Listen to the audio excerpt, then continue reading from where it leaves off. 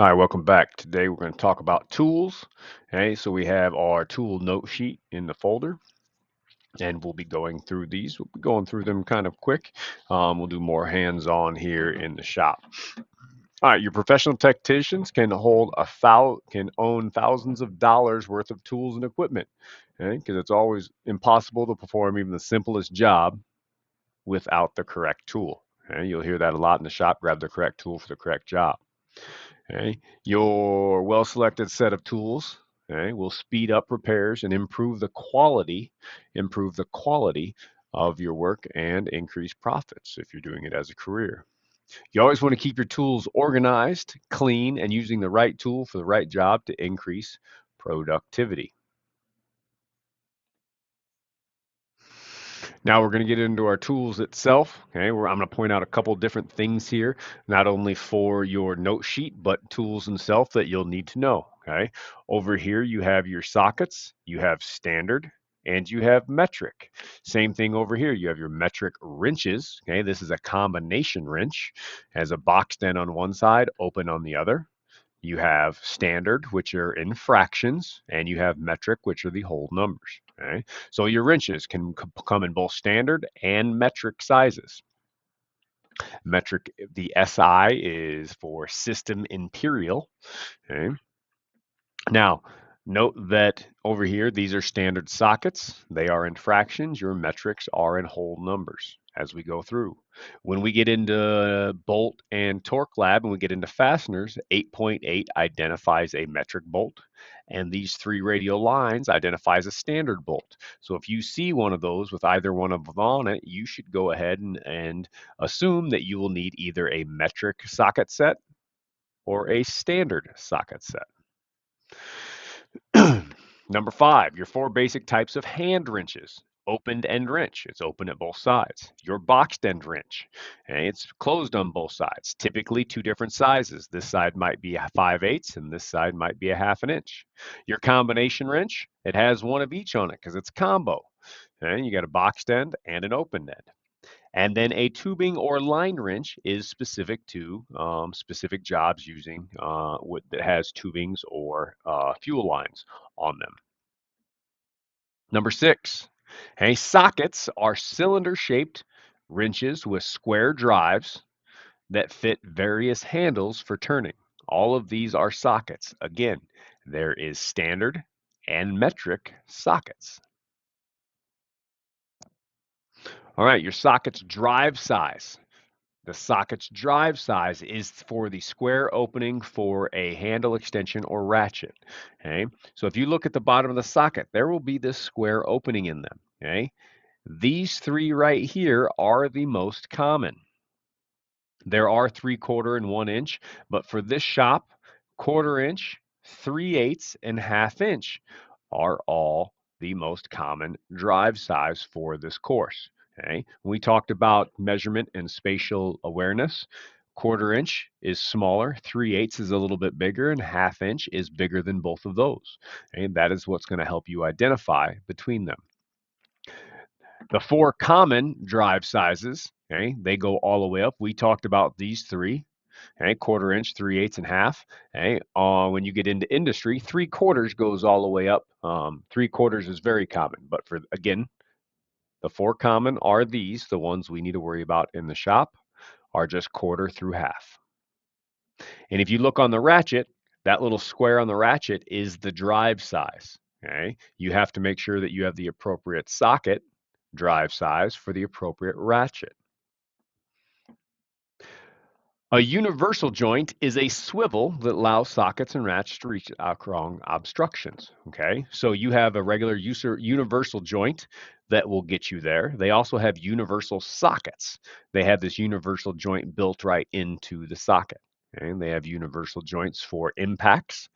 Okay. If we look here, we notice the difference. This is your standard chrome ones here, and then these ones, that dark black, heavier build. These are meant for impact guns, so you can get into certain areas. Okay. Down here, you have a little item. It is an extension, but it is a wobble extension. And this will allow about 12 to 14 degrees of angle to allow you just to offset on certain items. That is a wobble extension. We will test on this item, and I'll show you more of that once we go forward. An adjustable or crescent wrench, okay, should only be used as a last resort when servicing vehicles. This item is great for household things, putting together furniture, fixing small items, but on vehicles, you should use this as a last resort, vehicles or small engines. Okay. We will demo that during the Bolt and Torque Lab once we get there. Okay. A crescent wrench is different, okay, than a pipe wrench. Both of them should be used as a last resort. All right, the 5 basic screwdriver tip designs. You have a standard or flathead screwdriver. You have a Phillips screwdriver. Okay, your read and print screwdriver is a smaller style of screwdriver, okay, not real common. D is your Torx, which is a little star. It kind of looks like this one over here without the hole in the middle. And then your clutch bit. And your clutch bit is a specialty item. You may never see that. I've only ever used one once. Um, your basics are your standard Phillips and your Torx that you will see. Now, on this page right here, the ones that you need to know for this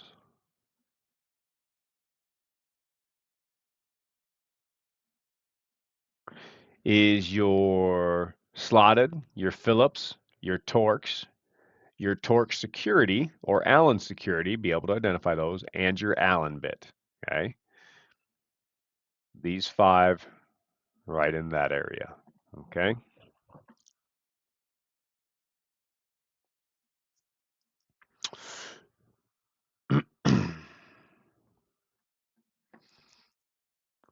Now, working forward, we have your 6 basic types of pliers. Okay, you have your standard slip joint plier. Okay, this one can open from one size to a little bit bigger. That is your slip joint. You have your diagonal cutters or side cutters. This is great for cutting plastic and wire ties. Small tubing you could cut with these, and they're really good for that. C, okay, this has a couple different names for it. Okay, you have a rib joint or arc joint pliers. It has an arc at the top, and then inside of each one of these, there's these little ribs that you can adjust, or channel locks. Channel locks is a brand name of this item. Okay, the if you walked in and asked for channel locks at the hardware store, they would be able to take you to the right direction, but channel locks is a brand name. Same thing here with these. D are locking pliers. Okay, you can lock them in place. They will hold an item, okay, but they are locking. They are a style of locking pliers. Vice grips is a brand name that is often used with them. If you ask for vice grips, they would take you to the locking pliers. A vice grips you'll pay the brand name price for compared to a lower model of locking plier. Your needle nose pliers comes down to this nice pointy tip to get into small areas and hold on to certain things. And sometimes right here in this middle area, you will see a pair of side cutters or diagonal cutters in there. So you could also cut small wire and plastic with them. And then the last one is the snap ring pliers. Okay? These are all types of pliers. Making sure you understand the names between them is very important so you can get the right tool for the job that you are working on. Hey, as we go forward, we're going to get into some of our mallets. Mallets are soft-faced. Okay? They can be rubber, plastic, brass, rawhide, and they're used to prevent damage when striking or installing parts. However, when you hit them, they will still offer the force and the blow, but any deformation will be absorbed into the softness of the face of these hammers instead of on the piece that you are working. Okay, these are all mallets. Number 14, your dead blow hammer. Dead blow is a hammer or that has a plastic coating, metal face, and is filled with a lead shot. okay, or a series of beads. This hammer does not rebound when it strikes the surface, and those beads on the inside add extra inertia and force to provide that impact or additional impact to that item that you are striking. Number 15, your alignment punch. An alignment punch or aligning punch is long and tapered and used to pull parts into alignment during assembly. Some of the common other punches that you might see are over here on the right. Center punch is good for marking. Your prick punch, if you have to knock out a very small pin in a very small area. Starting punch, you may have seen this if you needed to start a nail into some soft wood. You give it a little tap and then you can drive a nail into it. Your pin punch is good for driving out roll pins. Your aligning punch, which we just talked about, long and tapered so you can guide things in. And your hollow shank gasket punch if you needed to cut holes in the leather plastic cork. Okay, so for bolts could pass through, and that's what you would use for that. Number 16, a shop should have a good variety of files to remove burrs and nicks and sharp edges. So we have different types of files here, okay, and the different types of files have different cutting blades on them. Number 17, a hacksaw. A hacksaw is most frequently used, okay, by the technician. If you have to cut lots of metal, okay, this is the tool you want to use. On a hacksaw, the blade teeth point away from the handle, okay, when it is properly installed. This makes it necessary to press downwards on the forward stroke and release on the back stroke. Notice how the little teeth are pointed away, okay, and this is so you can have that controlled push away from you when you are cutting. 18, a vise, okay, mounted to a bench. It can hold parts during cutting, drilling, hammering, pressing. All of you will get a hands-on experience with these when we go back to the bolt and torque lab. Okay, and they also make soft caps, okay, to cover the jaws if you need to prevent parts from being scratched or damaged. We also have cleaning tools or scraping tools. Okay, we include scrapers or wire brushes if we have to clean off some gasket material or we need to scrub a area. And we have scrapers and wire brushes. Number 20.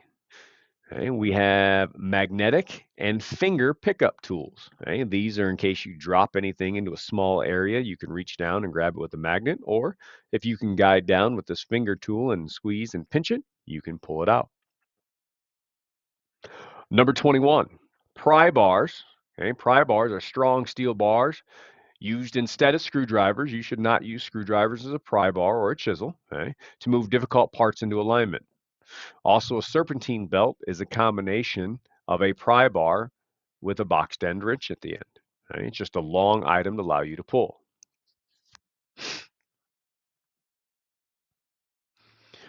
All right, when it comes to boxed wrenches and sockets, a 6-point or single hexagon wrench or socket is a stronger configuration than a 12-point, a double hexed wrench or socket. Okay? And the reason why, if we look over here at these two items, okay, if you notice this wall thickness right here, okay, this thickness is thicker than this one up here. And because of that, this allows this 6-point socket to be stronger in nature in the build. Okay. We also have 6-point impact sockets and 12-point impact sockets that can handle much more abuse than your standard socket. Okay.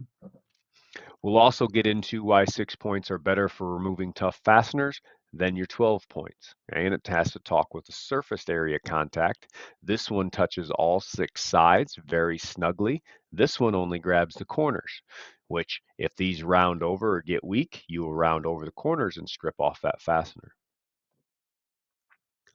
23 and 24 is a fill in the blank type question. And what we're talking about here is when we talk about tools, lifetime guarantee or lifetime warranty replacement, and why is it important? Okay. And you don't necessarily have to buy the Snap-on or Mac tools to get that warranty. Okay? Some of your Huskies, your Craftsman, your Cobalts that you can get from Home Depot and Lowe's, all of those tools have a lifetime warranty as well. But why this is important? Okay, if you were to spend $30 on a tool that has a lifetime warranty, and if you break it, you can take it back and have it replaced at no cost to you versus if you bought the $10 Chinese cheap stuff off of Amazon, once you break it, you break it. You can't replace it. Okay? That lifetime warranty is why that is important. Okay? You're paying for a quality tool. If it breaks, you get that replaced for free.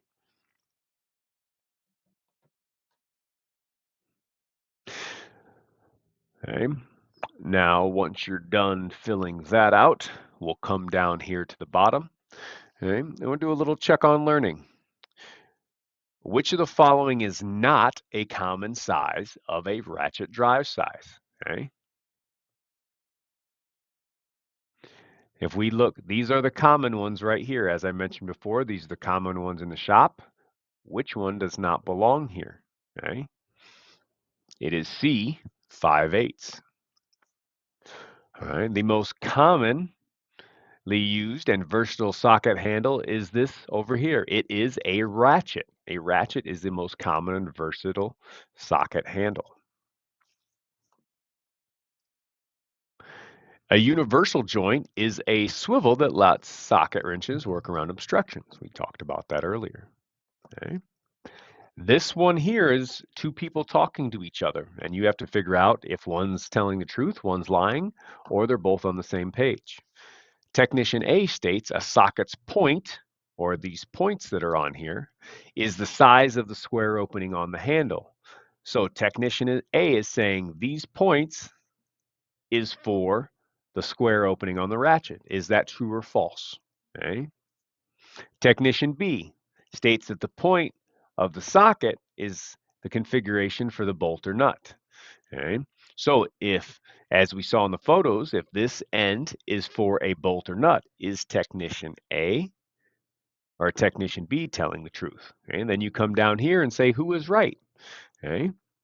Is it both of them? Is it neither of them? Is only one of them correct? Okay. And that's what you have to think about. I'll let you critically think, and we're going to jump on to the next one. Okay. Number 6. Which type of screwdriver is especially good for tight spaces? We haven't talked about this one, but this is an offset screwdriver. You can kind of see how it makes an L and comes out to the side. Okay, that is an offset screwdriver. Okay, which punch configuration is used to mark parts in assembly to start or drill a hole?